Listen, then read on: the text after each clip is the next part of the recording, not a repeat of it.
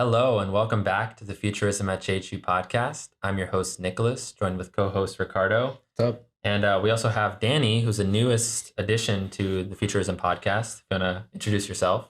Yeah, I'm Danny. I'm a freshman at Johns Hopkins and I'm a neuroscience major.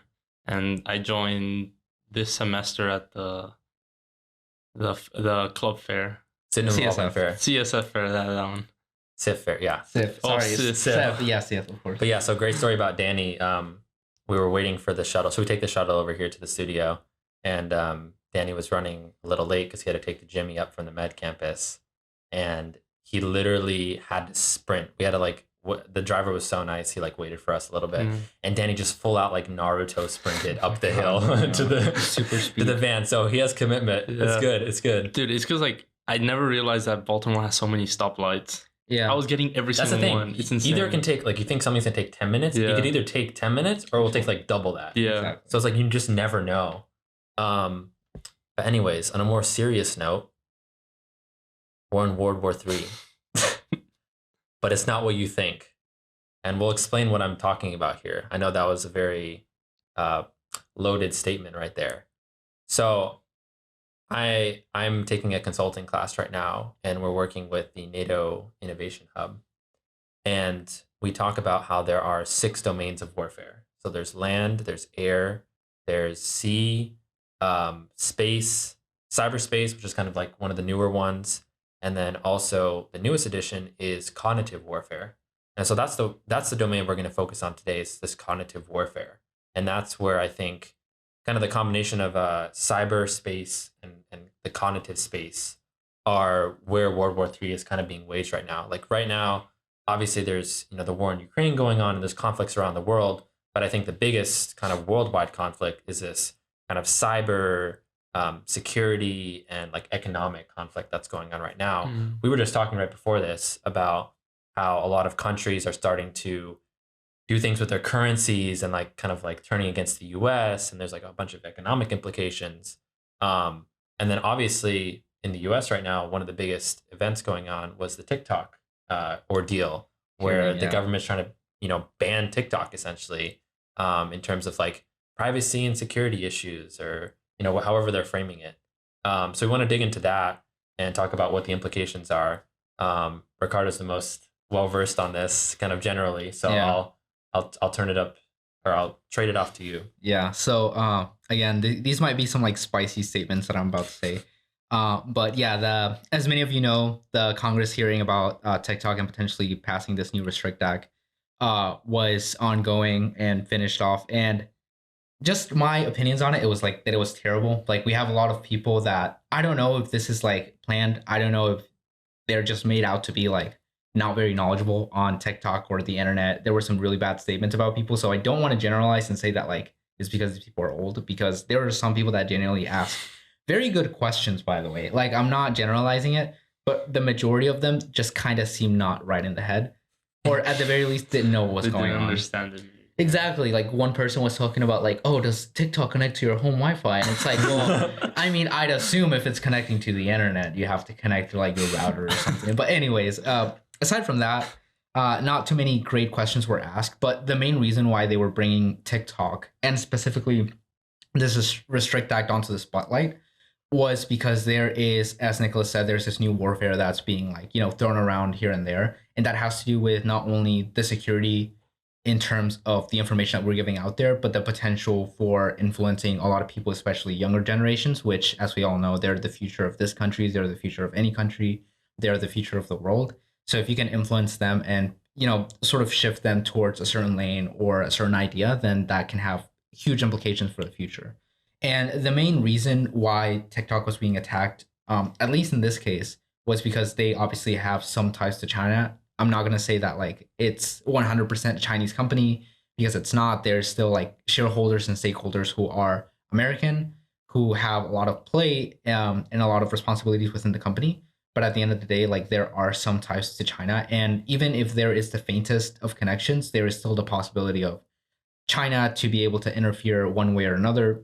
A lot of other companies have also ties to China, which have sort of the same dilemma, although they aren't necessarily social media companies. We can talk about Tencent, we can talk about League of Legends, about how they restrict the ability of even their players in tournaments to say stuff about China.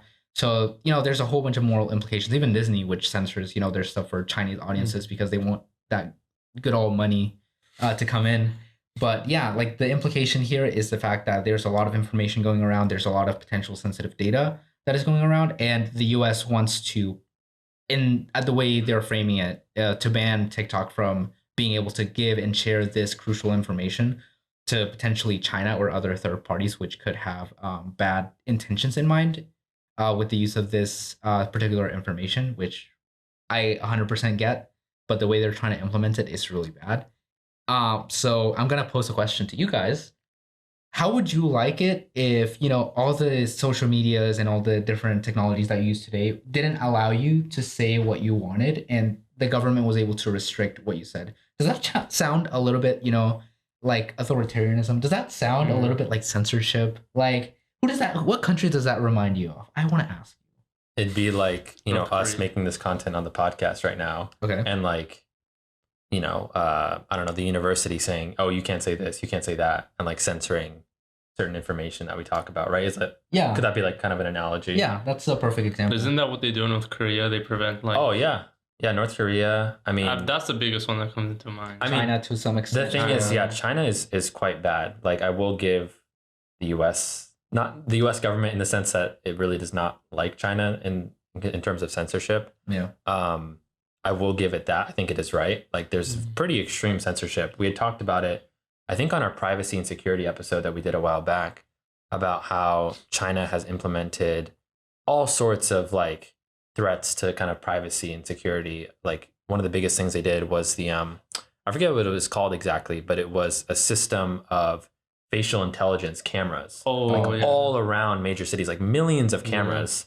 And they can literally track where everyone is at all times. And I was watching this documentary. I took a class on like dystopian fiction, and we're watching this documentary on basically China implementing this like social credit system. I don't know if you guys have heard of this. Yeah, it became a big meme for a while. Yeah, it became a meme for a while. And they basically track everything you do as a citizen. Everything they deem like as good, like you help somebody, do community service, your credit score, or sorry, your social credit score goes up.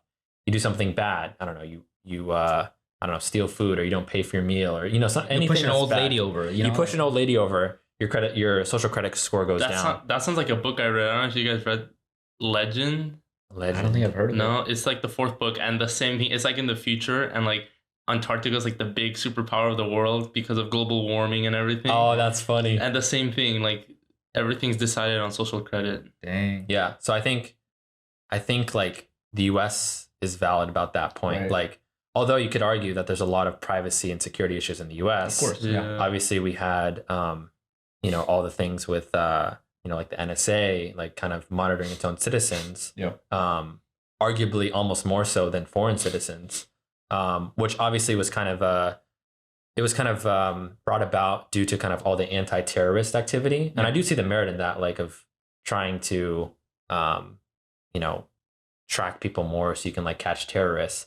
But at some point it becomes too much, where it's like you're impinging on people's just basic securities, like every text, every phone conversation you have is like if I want to take a dump in peace, I can't do that. Yeah, exactly. There's a camera right there. Exactly. So it's like there has to be a balance of like this kind of anti-terrorist sentiment that the US has taken, and also like we need some like basic like civil liberties. Like we need like a basic right to just like some minimum level of like privacy and security. Right.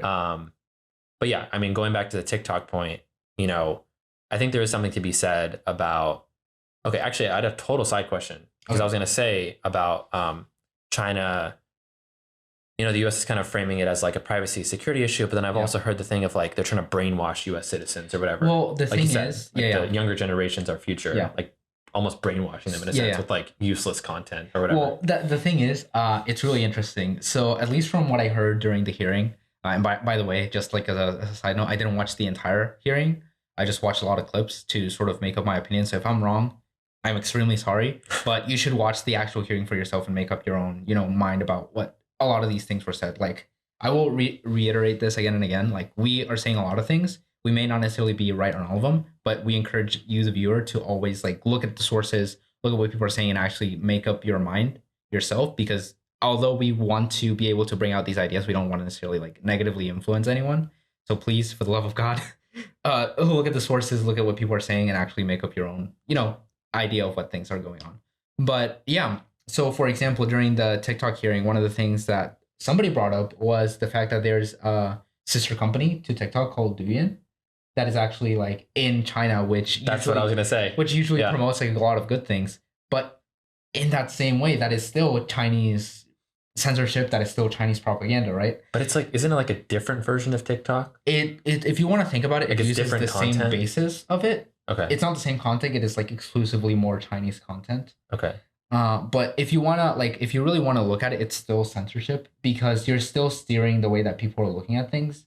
And in my leadership class, right, leadership theory, we were doing a presentation on like influencers and like these different personalities who we may think potentially as like leaders, in the like internet space. And somebody was talking about like, oh, but what about like the leaders or like the influencers who are bad, and like shouldn't children, for example, or shouldn't different creators think about the children that are like potentially watching their videos? And I'm like, I posted this as more of a statement, but if I make content, if I make Call of Duty videos, right, something that is a little bit more mature, or maybe I make content on like anime, but it's more mature, although people think animation is like very like kid like. If my content is catered specifically to like older people, but I end up having a big kid fan base, is that my fault? Like, do I have to watch myself because it just kind of happened that way? Not necessarily, right? Yeah, that's a good point. And somebody from my team brought this point that is, I think, encapsulates this whole conversation really great. Parents need to know how to parent their kids.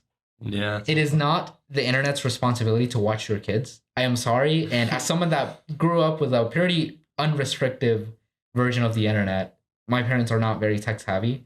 And I definitely saw some things that weren't great. But the whole point is you can't give the internet the job of being the parent of your child. You've got to right? supervise. Exactly. Like there's an insane amount of people that simply give devices to kids and let them access the internet freely, but it's really bad for a lot of reasons. And so I don't necessarily think that it's the government nor the actual like social media company's job to cater specifically to kids. Although there is something to be said for kid specific experiences, right? Like if you're making a website that is specifically for kids, you have some responsibility because you've given yourself the responsibility to be for kids.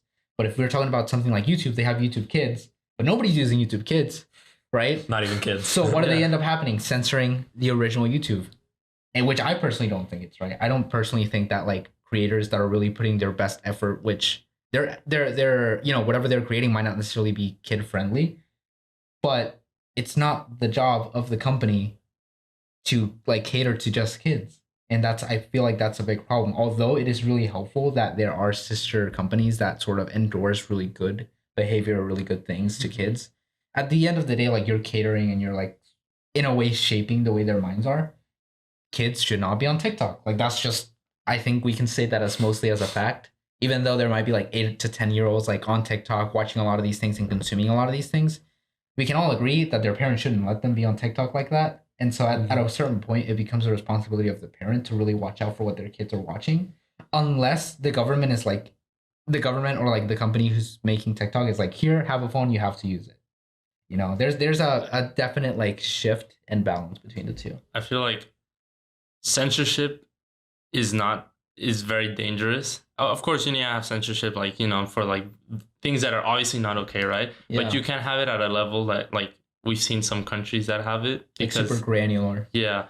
But I feel like you said, like parents have to supervise their kids, but also like we are like the first generation growing up with social media. Like we've never seen this before in human history. Yeah. Like our minds are not wired to handle this type of like media.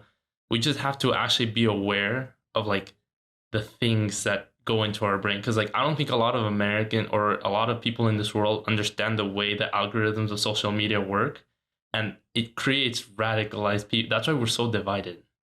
Yeah. We like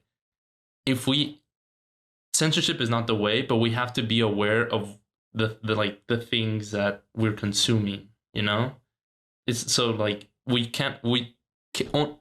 only kids should not only be educated but also young adults. You know what I'm saying? Yeah. And that's 100% true. That is also why I believe that a lot of these Congress people who are asking these questions aren't the best at it, Yeah. because they don't know what it's like. Like, we as Gen Zers, as Zoomers, some might call us, we've grown up with the internet, so we know a lot of the inner workings, right? Some of these people, I'm pretty sure, don't even know that like the more you like a certain type of content, the more it'll show up on your page, Yeah. right? Like, Yeah. to the And that's basis point. And that creates radicalized people. Yeah, like that's something Yeah. that is very true and everybody should watch out for, right? Like Yeah. these information bubbles that we get ourselves into. Yeah. But at the end of the day, like, I think there is a clear divide between like what should be allowed and not, and at the same time, Yeah. how parents should parent and not necessarily give the internet to their kids as a at everywhere babysitter. But there's also, like you said, the argument to be made about like information and a lot of these like different things that could potentially be leaked to China. And I think that is why TikTok is being used as a major objective, right? TikTok is on everyone's mind. TikTok is this like buzzword at, it became this buzzword of like China, right? And although I do believe that there shouldn't be as much restriction, there's definitely something to be said about China and its connection with TikTok.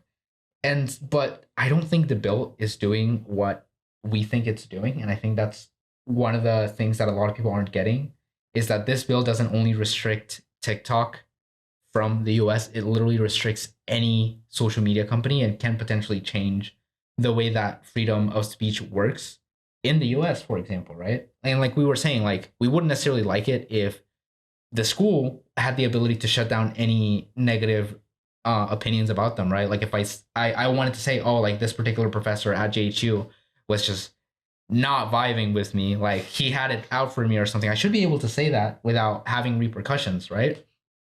Obviously, like if I'm saying really bad stuff, just pulling it out of somewhere, like that's not great. I shouldn't say that. Obviously, like there you could say that some reprimand is warranted. But yeah, and so that's the main thing. Like, a lot of these people are trying to pass this specific bill as something that will just get rid of TikTok, but that's not the case. And I think that's personally like what's more dangerous is the fact that they can enact the same sort of restriction on TikTok as with any other social media company they really don't like, or they feel like it's not catering to their own goals or whatever type of ideology they want to spread. Actually, So, yeah. Like, what are the specific privacy and security concerns that they have with this? with TikTok, Like, what kind of information is China getting? that's the thing, right? Like a lot of people are thinking that this information is something that's never been leaked out. But dude, Facebook sells information to literally anyone That's what I'm that saying. asks Yeah. for it. Yeah. And I think that's one of the things that during the congressional hearing, a lot of people, and I'm pretty sure this was intentional, they were like blind to it or just like deaf to it. Like the CEO of TikTok brought up like Cambridge Analytica, which had like a big data leak, which ended up being like super huge and super bad. But like they kind of just like made a note of it and just like moved on. And the reason being is that people in Congress, they're not dumb, right? We get like they got into their positions somehow, and because they're smart, like they're, they have some sort of ability to talk people into like getting them elected. The main thing about it is that a lot of these people don't actually know how far this goes, or how a lot of these other social media companies are actually giving out this information to anyone that really asks or has some money for it, right? And another thing to note is that a lot of these politicians that were against TikTok and trying to ban it, they have stocks in Meta, dude. Like, how insane is that? This is why I personally believe that if you're like in Congress or in government, you should not be able to have stocks of any kind, because insider trading is super easy, dude. Like, how many people have literally been caught doing insider trading because they have the power to know a lot of these things? Like, dude, it's insane. And that's one of the reasons like they're, being lobbied by a lot of these North American like social media companies. Obviously, they don't want competition. Obviously, they don't want like information to be like spread around. And the fact that TikTok is literally the number one social media right now and literally beating everybody else, of course, they'd have like some ulterior motives than just security, right? But obviously, security is still a main threat, but it's not as big a threat as like other social media companies that we're still using. We're still using Instagram. We're still using Facebook. We're still using Snapchat. Like a lot of these, They're all they're all in on it, dude. They're all recording your data, what you like. I mean, like, I don't know. Yeah, it's just bad. It's But just I guess what I'm asking is like, what type of data are we talking about? I mean, simple analytics. What do you like? Basically, is that dangerous though? Like for them to know that kind of data, like what you It's like, also what you don't kind of- like. yeah, and like it could sway elections too. the thing is, think I of mean, it that's wasn't that what the 2016 election happened? There were a ton of like with Russian stuff, Twitter Russian bots just doing stuff spamming and like making people, I don't know. like vote a certain way. The main thing, Like getting people like riled up about Yeah. yeah, stuff. exactly. Or Because convincing- if they know how you think, if they not necessarily like a personal, I think getting I see. a single person, like knowing them really well is really hard. But it's the whole thing of like unorganized organization, right? Like there is in the universe, everything is just kind of like wild, right? Everything happens, it's so random, but within that randomness, there is predictability. Same thing with the US population. Sure, you might not necessarily know how me, Ricardo, who lives in South Carolina, like specifically thinks all the time. You're not going to get that level of like granularity with a lot of this information that you're getting. But if you say, oh, this is how like Hispanic people in the US think, how can I cater to them? I know that like Hispanic people really like these issues. So if I'm able to push these issues, or if I'm able to change the way they think in this manner, then I'm able to change this population and make them do a certain thing. So it's not necessarily knowing a person with such granularity that you know what they're thinking at every step of the way. But if you're able to know how the herd behaves, then you can have some type of catalyst to change the way in which most of that herd moves in. Got it. So it's basically the cognitive warfare that I was talking about. Exactly. Like So it being able goes back to- into this idea of changing the way people think, Yeah, exactly. demoralizing them, or changing just the way their government works by getting ideas into their heads. It's like, it's really like far-fetched that this is happening, but yeah, it's like a whole bunch of like different points that just kind of like snowball into bigger effects. Yeah, I mean, I think you going back to your point of like restricting insider trading. Yeah. I think that can kind of be expanded to the government regulating the government. Yeah. Right? Like it's so hard. Like just think about yourself personally. Like it's very hard to kind of, I don't know. I don't want to say like discipline, but like kind of discipline yourself or like kind of regulate yourself or like Yeah. what you're doing. Yeah, like if you make the rules, like what incentive is there for you to Exactly. change your behavior? Exactly. So same thing with the government. It's like there's nothing stopping the government from doing anything really. I mean, we're supposed to be a representative democracy, so we do have that power to like vote in who's in power. But once they're in power, I mean, they're kind of there and they can do whatever they want really. Yeah. There's not really much we can do about it. Yeah. So it does raise the good point of like, how do we kind of restrict the government? But I guess that would require the government restricting itself. I think, in a So way, it's kind of yeah. a paradox. It is extremely hard. Like one of the things that people talk about a lot is just like getting money out of politics. Right? We don't like. I don't think anyone likes like lobbying. I think lobbying is like literally just a formalized or a legal version of conspiring to do something or bribing. Right? It's like the legalized version of bribing. So like think about it. Like if the automotive industry doesn't want to have more walkable cities, well, they have millions of dollars, potentially billions of dollars they can spend on various different politicians to get laws that will restrict the ability to have walkable cities or like electric vehicles or whatever other like thing that doesn't necessarily require cars. And so in my opinion, I think it's a great way to just like disincentivize people from, doing a lot of these harmful things, is just simply getting money out of politics. But then again, how do you even implement that?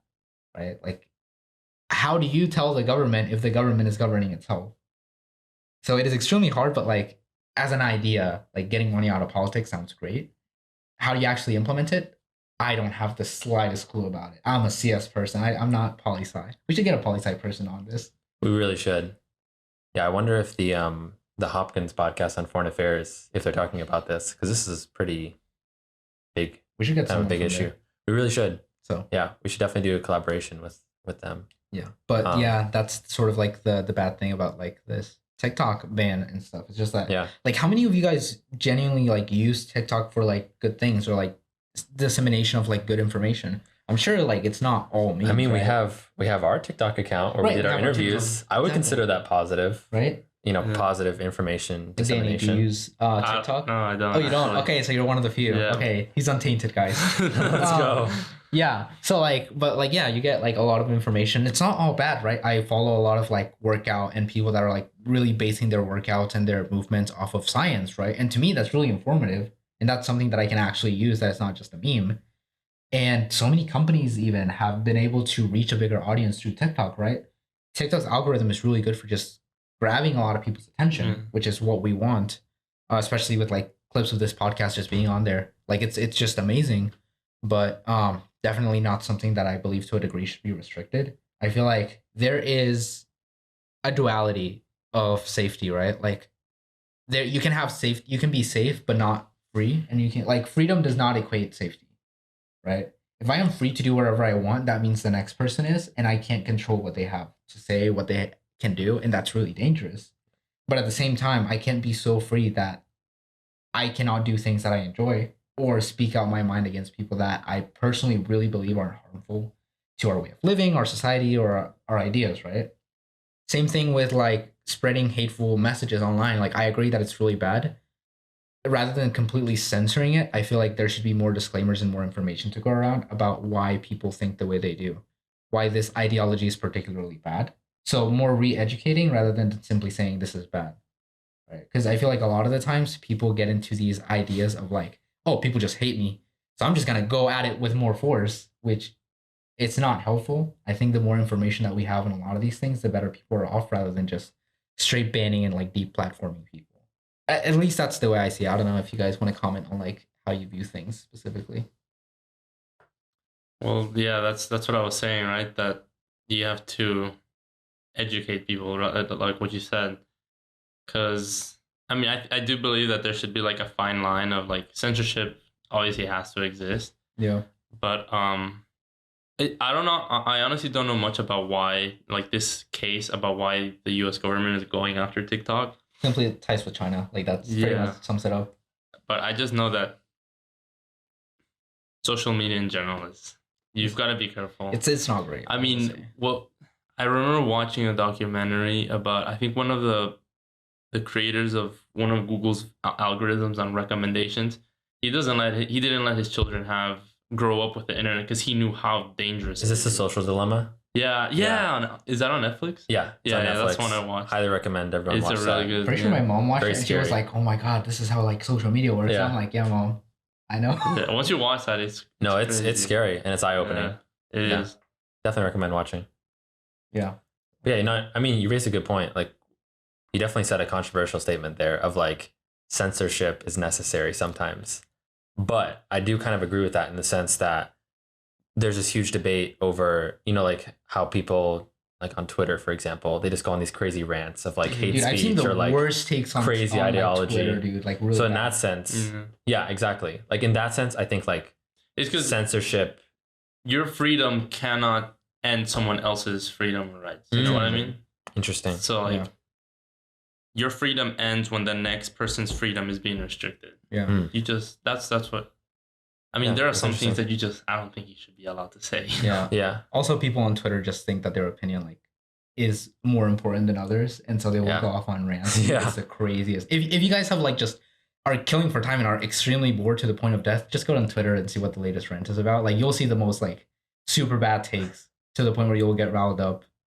I mean, it's not great, but at the very least, I guess you're killing time. So there's that. But then at the same time though, how do you determine what you can say and what you cannot say? You know, Exactly. That's the issue. Yeah, I just realized that. I was so, talking with Ricardo, like you kind of either have free speech or you don't. Yeah, You know what I mean? There's no like in between because like you said, I would like to not that's to me that's a big issue with social media. It's like we're giving a voice to people who should really not be having a voice to millions of people. You know what I mean? Like they're spreading not good ideologies. But then again, how do we decide what's not good Right, or like, what's bad or what's evil? I don't think you That's can be the very issue. strict though. Yeah, Let's be honest. exactly. So But I feel like there's got to be a baseline somewhere that people can agree on. yeah, there has to be. But a the baseline. issue is people don't agree on this because some Yeah. people would say, "Oh no, that was a perfectly good rant" or whatever. Yeah, like, some for people would be like, example- "That was the most atrocious thing I've ever heard." Like Yeah. for You know what I example, mean? So right? it's people have different perspectives. For example, we can look at like we can say, oh, like as long as like it doesn't incite, they don't explicitly incite violence. Like as long as they strictly don't say, "Oh, we're gonna do this to this person," Yeah. we're gonna like go to this place and do this, you might say, "Oh, that's fine." But you can look at like places that like have had revolutions, like in I believe France, right? France is always like on something, dude. Yeah. So I mean, I They don't are. exactly know, but I'm pretty sure I read somewhere of like social media being a really great, or like in Egypt, right? Social media took a great idea for like a revolution or like some type of uprising in Egypt, for example, and it happened because of it. I mean, did that end things for the better? I'm not exactly sure, but they could have, and that's the problem, right? If we restrict even a little bit, we don't know the effects of it. We can say restrict the ability for people to go out and explicitly like say that they're going to do harm or change things, but then you can theoretically inhibit the ability of people that are planning an uprising for the better to perform those activities because now they can't get their ideas out there. So it's really like you have to juggle with these ideas and it's super hard, right? It's just like because I like a sandwich doesn't mean that like pizza's not great, right? Or if I say, "Oh, pizza's like definitely better than like hamburgers," and then somebody gets really riled up and says hamburgers is really, better than pizza.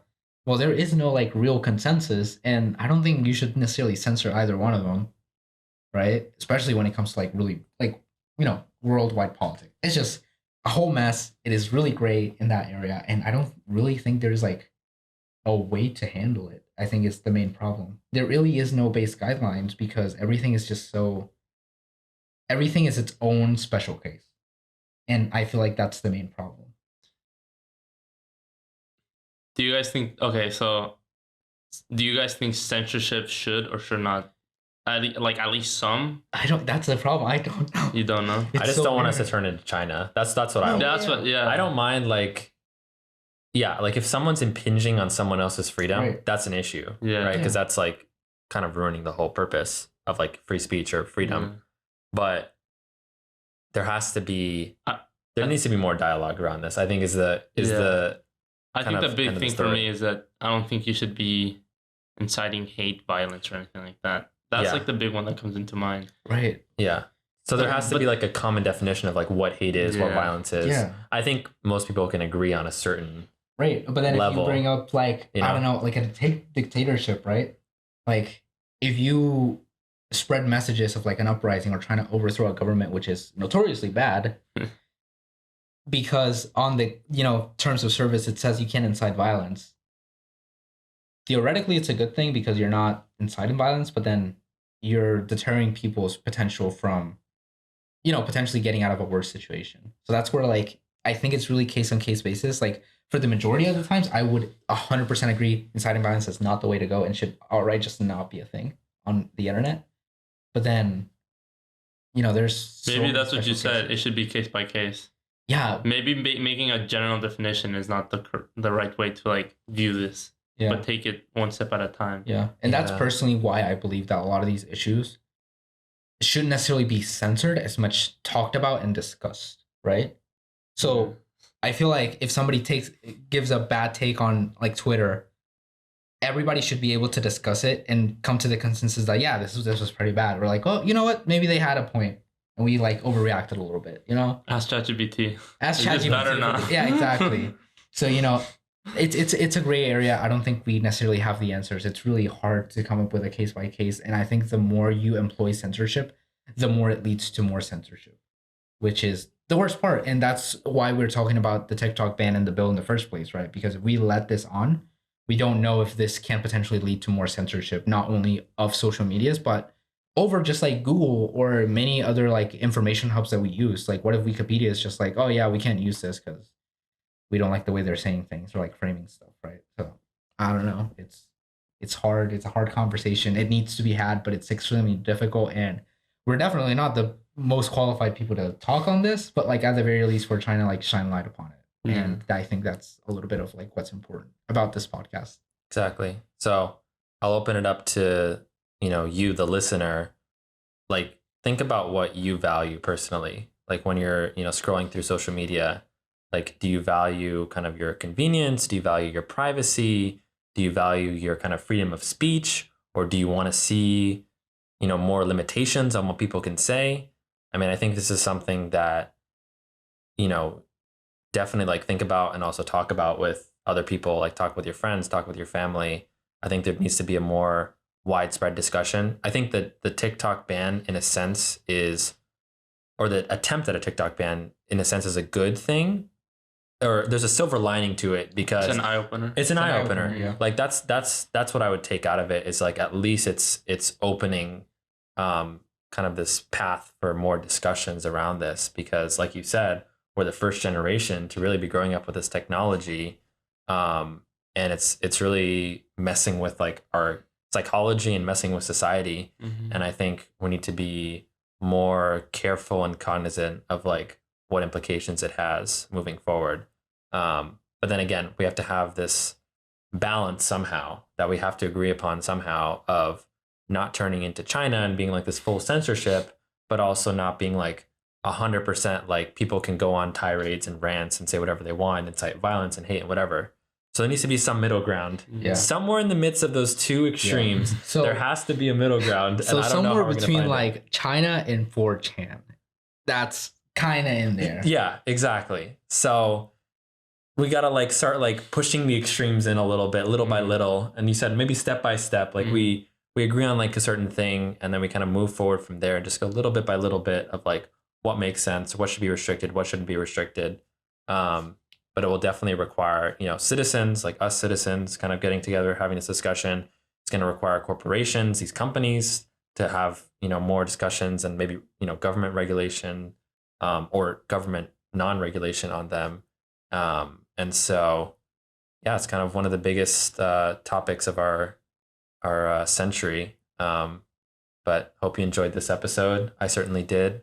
I think it's super interesting conversation. I don't know if I'm going to be using TikTok moving forward. No, I'm just kidding. We'll keep our TikTok presence because we think we're disseminating good information there. But yeah, I'm kind of quoting a Instagram guy. I forget his name. John recommended him to me, but his quote is "scroll mindfully." So I'll leave you with that. Scroll mindfully, and like think about the next time maybe you're on Instagram right now while you're listening to this. Like think about what you're doing, what you're trying to get out of it. I think it's really important to think about and discuss. So till the next one. Bye. But So, yeah.